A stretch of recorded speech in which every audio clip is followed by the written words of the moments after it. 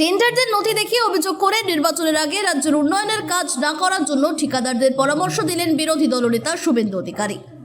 ঠিকাদারদের তার পরামর্শ, ঠিকাদাররা যেন এখন কাজ না নেন, কারণ কাজ করলে টাকাই পাবেন না। আগামী ফেব্রুয়ারি মাসে নির্বাচনী আচরণবিধি লাগু হয়ে যাবে, তাই এই কাজের কাজ কিচ্ছুই হবে না, ঠিকাদাররা 1 টাকাও পাবেন না। শুভেন্দু বলেন, রাজ্যের পঞ্চায়েত এবং গ্রামোন্নয়ন দপ্তরে ৯,১১৪টি স্কিমে টেন্ডার চলছে। 21 দিনের মধ্যে ওয়ার্ক অর্ডার বেরোবে।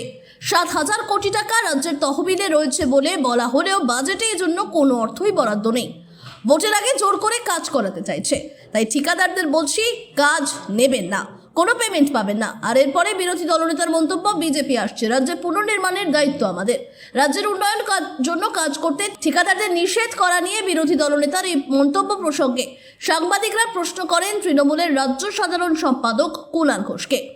সাংবাদিকদের প্রশ্নের উত্তরে কুণাল বলেন, রাজ্য সরকারের উন্নয়নের পরিকাঠামোর কাজ করবে, মানুষের উপকার হবে। সেখানে বিরোধীদের কাজ হচ্ছে দিল্লিতে গিয়ে 100 দিনের কাজের বরাদ্দ বন্ধ করে আসা।